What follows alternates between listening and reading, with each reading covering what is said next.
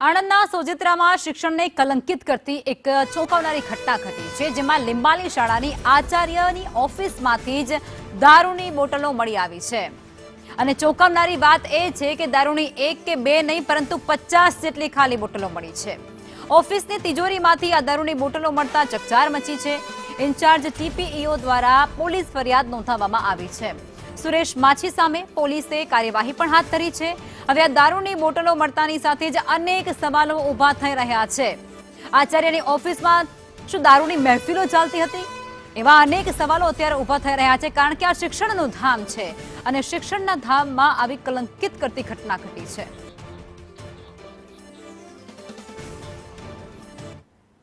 અને આજ મુદ્દે સંવાદદાતા ઇરશાદ અમારી સાથે જોડાઈ ચૂક્યા છે. ઇરશાદ, શિક્ષણના ધામને કલંકિત કરતી આ ઘટના આચાર્યની જ ઓફિસ અને તેની અંદરથી એક બે નહીં પરંતુ 50 જેટલી દારૂની બોટલો મળે છે.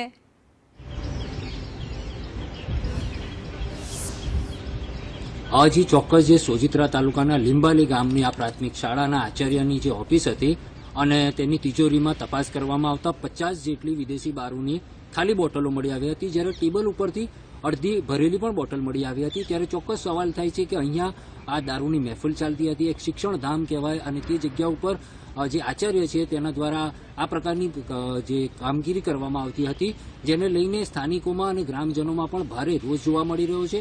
આ મામલે તાત્કાલિક તાલુકાના જે શિક્ષણ અધિકારી છે તેઓ દ્વારા પોલીસ ફરિયાદ કરવામાં આવી છે આચાર્ય વિરુદ્ધ, અને જિલ્લા શિક્ષણ વિભાગ દ્વારા પણ તાત્કાલિક જે આચાર્ય છે તેને સસ્પેન્ડ કરવામાં આવ્યો છે.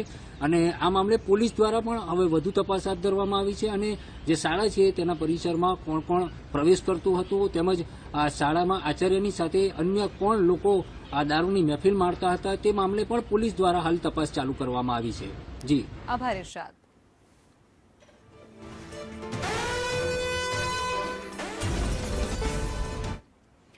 ડુમસ વિસ્તારમાંથી હાઈ પ્રોફાઇલ દારૂની પાર્ટી ઝડપાઈ છે, જેમાં રાજહંસ બેલીઝાના ફ્લેટ 1317માં દરોડો પાડવામાં આવ્યો. દારૂ પાર્ટી કરતા 6 વેપારીઓને ત્યાંથી ઝડપી પાડવામાં આવ્યા છે. 14 દારૂની બોટલ અને એક કાર જેને જપ્ત કરવામાં આવી છે. 8 જેટલા મોબાઈલ સહિતનો મુદ્દા માલ પણ કબજે કરી લેવાયો છે. વેપારી અનુપમના ફ્લેટમાં આ હાઈ પ્રોફાઇલ દારૂની પાર્ટી ચલાવવામાં આવતી હતી. પોતાની જ કારમાં આ દારૂ લાવવામાં આવ્યો હોય તે પ્રકારનો પણ ખુલાસો થઈ ચૂક્યો છે.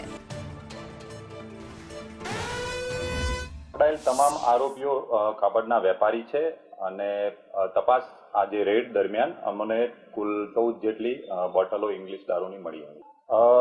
હજુ પ્રાથમિક તપાસ ચાલી રહી છે અને જે કંઈ પણ હકીકત મળશે એ અમને આરોપી અત્યારે ગોળ ગોળ જવાબ આપી રહેલ છે, જેથી આ હકીકત જાણી શકાય.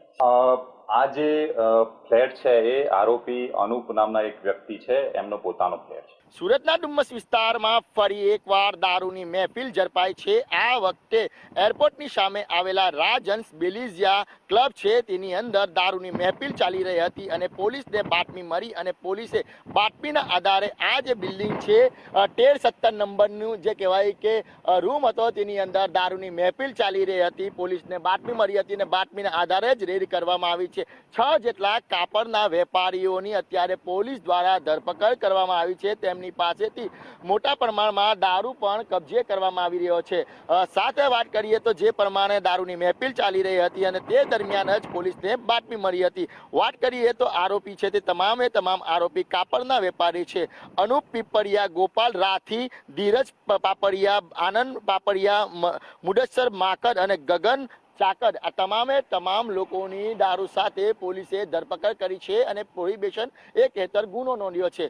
વાત કરીએ રાજહંસ બેલીઝિયા અનેકવાર બદનામ થઈ ચૂક્યું છે. કહેવાય કે સબાબ અને કબાબની પાર્ટીઓ અહીં ચાલતી હોય છે અને અવારનવાર જે કહેવાય કે વિવાદમાં આવતી હોય છે, ત્યારે ફરી એકવાર આ રાજહંસ બેલીઝિયા છે તેમાંથી આ પ્રમાણે સુરતની ડુમ્મસ પોલીસે રેડ કરીને તમામ જે 6 આરોપી છે તેની ધરપકડ કરી છે. સાથે જ વાત કરીએ તો 2 દિવસ અગાઉ પણ ડુમ્મસ પોલીસે એક ફાર્મ હાઉસની અંદર રેડ કરીને 22 જેટલા લોકોની ધરપકડ કરી હતી અને તેમના વિરુદ્ધમાં પણ કાયદેસરની કાર્યવાહી હાથ ધરી હતી. ત્યારે ફરી એકવાર ડુમ્મસ વિસ્તારમાં પોલીસે જે કહેવાય કે પાર્ટીમાં રંગમાં ભંગ નાખ્યો છે અને તમામ જે આરોપી છે તેની ધરપકડ કરી લીધી છે. કેમેરા પર્સન ભૂષણ ચૌધરી સાથે મનીષ પરમાર, સંદેશ ન્યૂઝ, સુરત.